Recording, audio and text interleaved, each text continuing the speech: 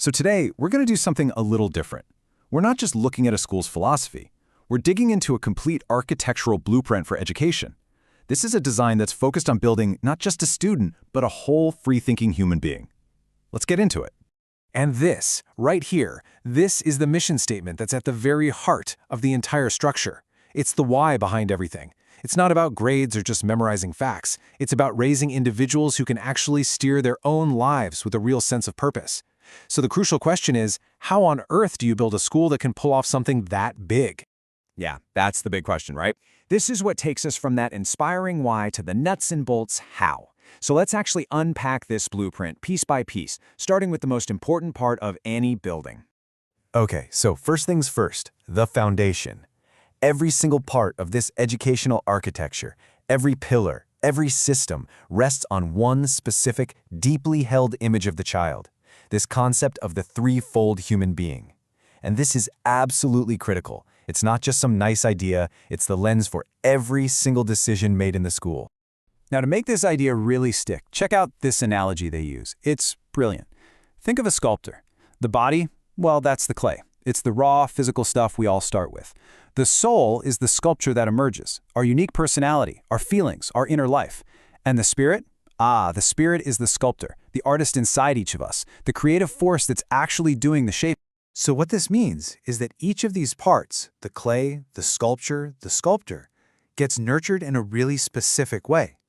The body is shaped by what they call hereditary influences, things we all have in common as humans.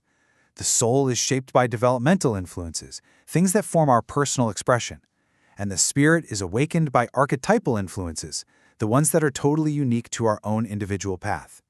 Now let's see how that foundation actually holds up the rest of the school. All right, so we've got our foundation. Now, holding everything up, you've got these two huge, load-bearing pillars. And these aren't your typical subjects like math or history. No, these are two totally distinct but complementary curriculums that give structure to the entire school day. And what are they? Well, they're called care and art. The care pillar is all about the administrative side of things, everything that sustains the child and creates a safe, stable environment to learn in. That solid foundation of care then frees up the teachers to practice their art, the real teaching part, where they recognize and draw out the unique spirit of every single student. You see how they need each other? They're two sides of the same coin. And this is where it gets super practical. Check this out. Care covers the real-world stuff, the buildings, the school finances, student health and safety. And that stable, caring environment is what makes the art possible. The drawing, the music, the work on emotional and social health. One simply cannot happen without the other. Okay, foundation, check. Pillars, check. But what about the stuff you can't see? The invisible systems that make the whole building come alive. You can think of these like the building's essential nutrition and its oxygen. The first system delivers those hereditary influences we talked about. The best way to think about these? They're like windows. They give every student a shared view of the world, a common ground of knowledge and experience that everyone needs. This is the fundamental nutrition for growth. But here's the thing, right? If you only have windows, everyone sees the same thing, and you just get conformity. That's where the second system comes in, the archetypal influences. These are the mirrors. They don't show a shared world. They reflect a student's own unique identity back at them. This isn't just nutrition. This is the vital oxygen that lets their individual spirit actually breathe. Okay, so we've put all these pieces together. The threefold foundation, the pillars of care and art, the systems of windows and mirrors. But why? What's the point of all this? What is this entire architecture actually building? Well, let's look at the finished structure, the specific human capacities it's designed to create. All right, first up, and this one is so fascinating. The foundation, that well-cared-for body, is what cultivates imagination. Now hang on, because this might sound a little backward at first. The idea is that true creativity isn't just some abstract thing. It's grounded in feeling safe and confident in our own physical bodies. When you feel safe, you're free to take creative risks. So how does that work? Well, it's built through those hereditary senses, the physical ones we all share. Things like touch, our sense of well-being, movement, and balance. In this view, these aren't just bodily functions. They are the very bedrock of creativity. They're what connects our inner world to the physical one. Next, we move from the body to the sculpture itself, the soul.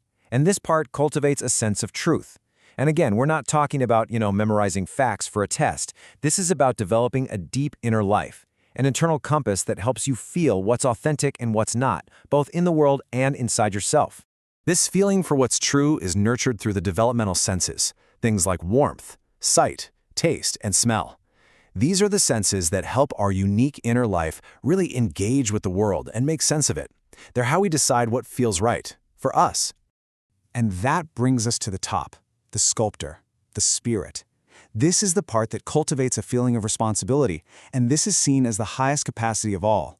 It's what awakens when we finally see our connection to other people and find our unique place in the world. It's the power to act with purpose. This feeling of responsibility is awakened through the archetypical senses, the ones that connect us directly to other people.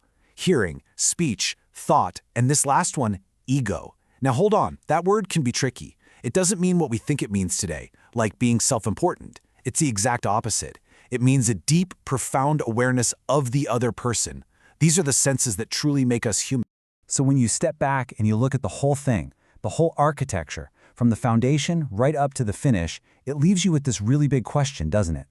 In a world that's so focused on testing and standardization, is this kind of deeply human-centered approach a glimpse of the future, or is it a forgotten art that we desperately need to get back to? Definitely something to think about.